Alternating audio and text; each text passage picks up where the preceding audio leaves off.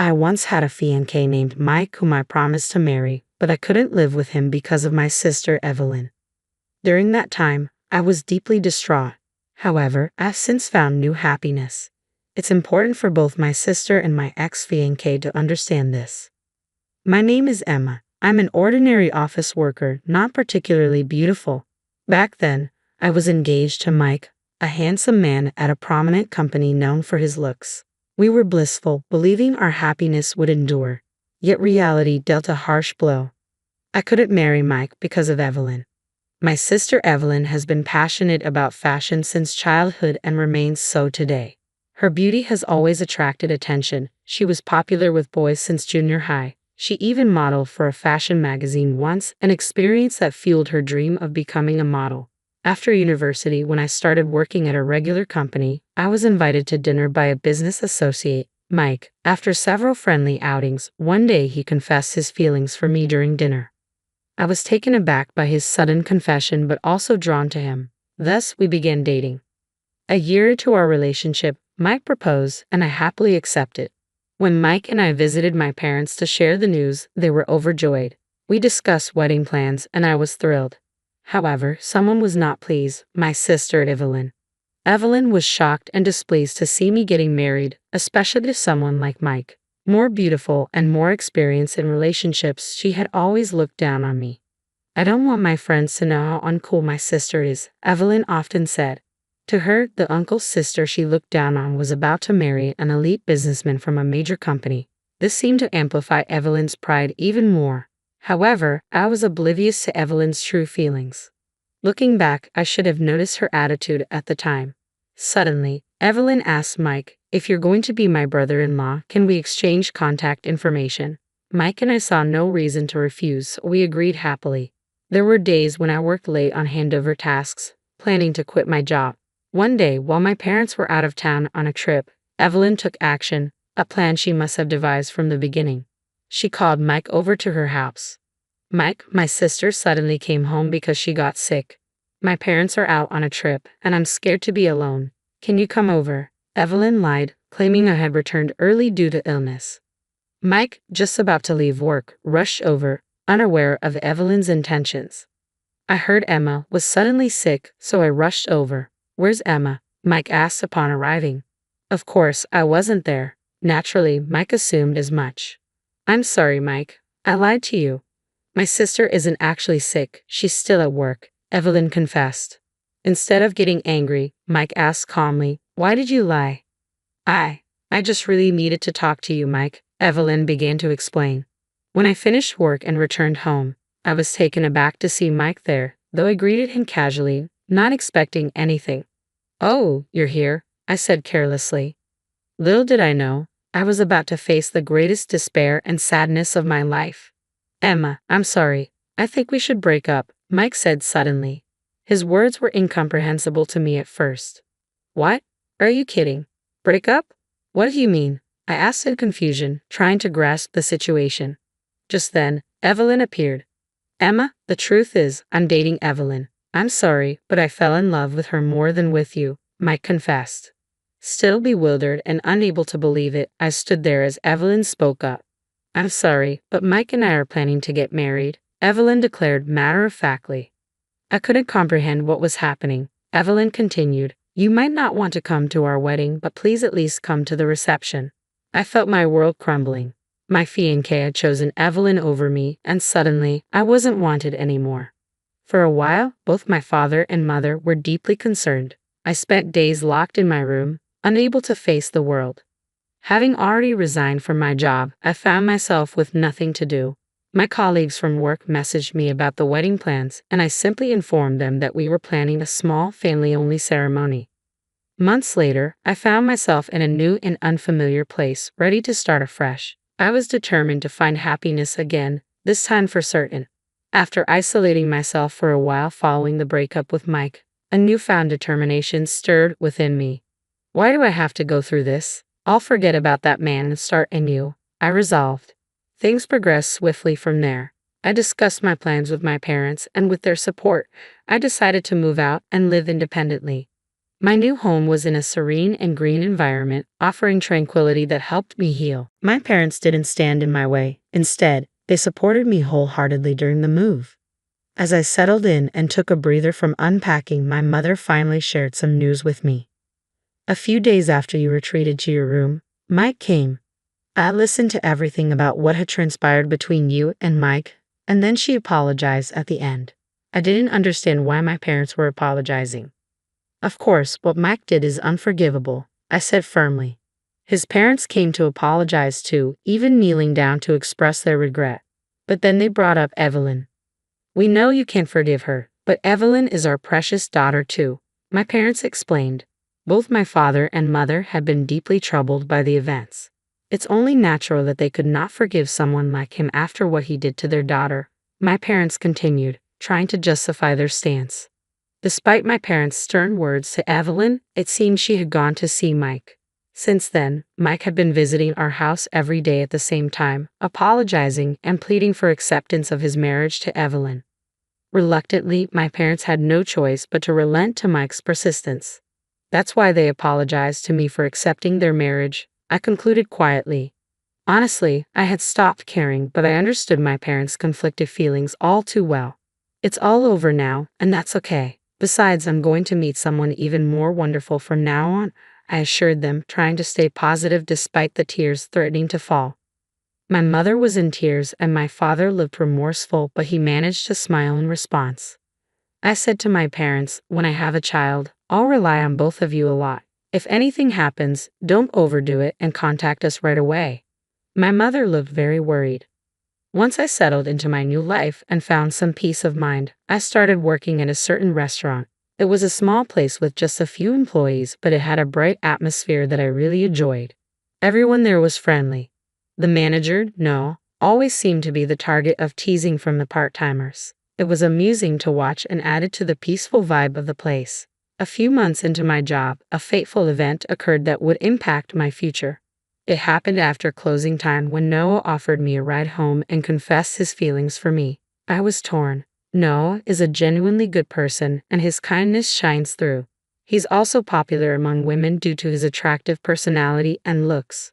However, I couldn't shake the fear of being abandoned again, haunted by past experiences.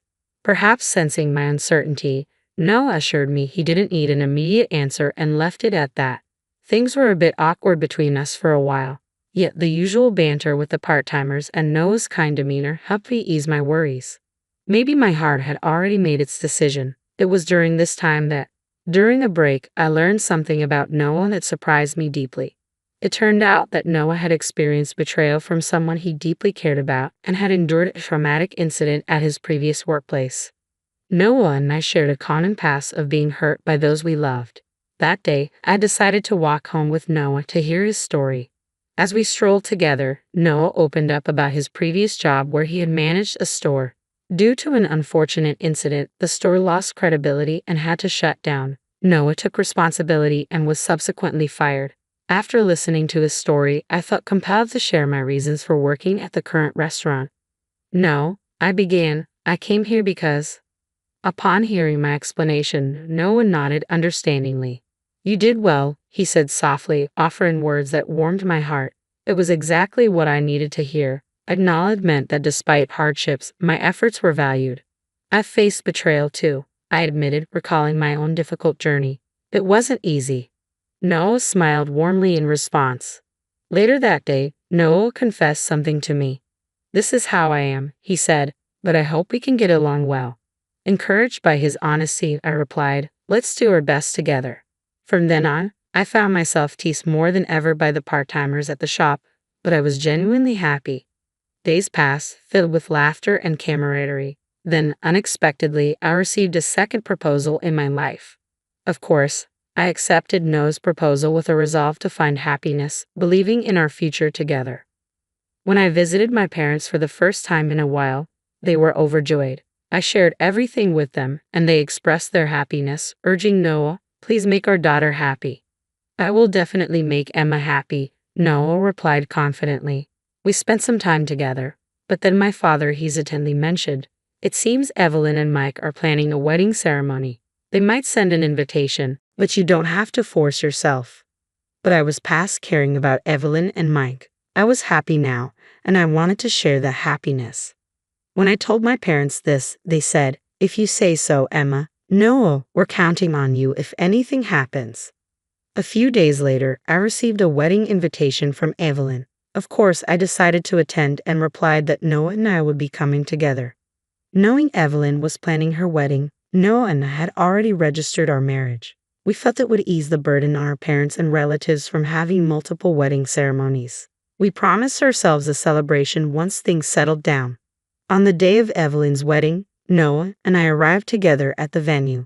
It was a long-awaited reunion with Evelyn and Mike, but Mike appeared somewhat worn out. During the family introductions, I proudly introduced Noah to Mike, saying, "This is my husband, Noah. He is my pride and joy." Evelyn's surprised expression when I introduced Noah was quite memorable. As the event unfolded, I had a strong urge to ask Mike about what had transpired between him and Evelyn on the day my parents and I were absent.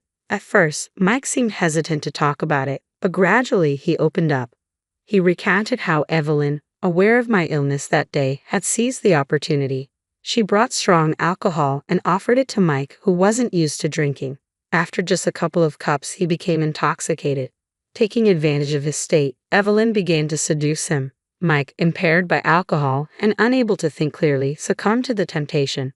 "Evelyn is attractive with a good figure," Mike explained, and I was in no state to resist her advances, despite our engagement. He apologized repeatedly, looking remorseful and diminished in my eyes, yet I found myself strangely indifferent. Hearing the truth was enough for me at that moment. Meanwhile, Noah and Evelyn were engaged in their own conversation nearby. I was curious about their discussion, but with Evelyn's wedding ceremony approaching, I decided to inquire later. As we headed home afterward, I asked Noah again, "Didn't you seem a bit angry when you were talking to Evelyn?" "Oh, I told you before, but actually she's the one who cheated on me when we were dating," Noah began, his expression clouded with frustration. "Not only that, but she's also the reason why I was fired from the shop where I used to work." I was taken aback. It's a small world, isn't it? Learning that Evelyn was responsible for Noah's shop closure surprised me even more. Intrigued, I asked him for more details. As Noah explained, Evelyn had begun an affair with a designer shortly after they started dating. She believed it would benefit her modeling career to be associated with someone in the industry.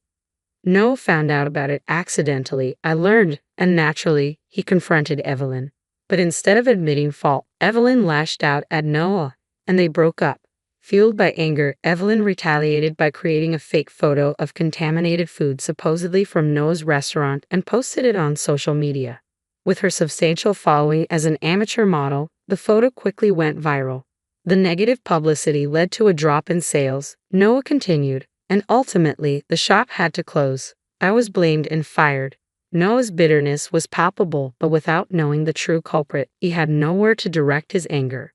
It wasn't until a friend invited me for a drink, Noah recounted, that I learned about a conversation linking Evelyn to the demise of a restaurant due to false social media claims. Realizing Evelyn's betrayal and role in his downfall, Noah felt powerless. He decided to start anew in a different place, where fate eventually brought us together. I apologized to Noah, deeply troubled by my sister's actions that had upended his life. "I'm sorry for what my sister did," I said, unsure of how he would react. "I didn't know what to do. I thought you might hate me."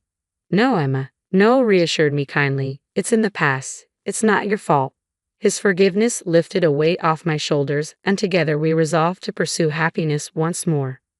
Later, Evelyn faced her comeuppance. She chose our current residence for a photo shoot, aiming to bolster her modeling aspirations with a gravure session amidst its lush greenery.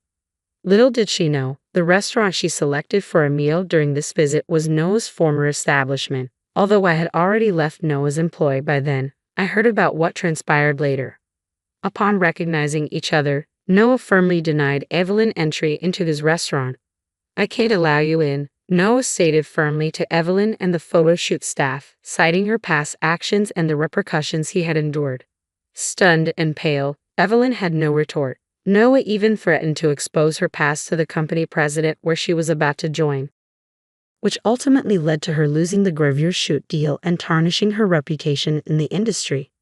Furthermore, news came that Mike's company performance had faltered, putting him at risk of demotion. Even my mother expressed concern for their uncertain futures. Despite these events, Noah and I continued to find happiness in each other every day. Today marks our long-awaited wedding day, a testament to our perseverance through adversity.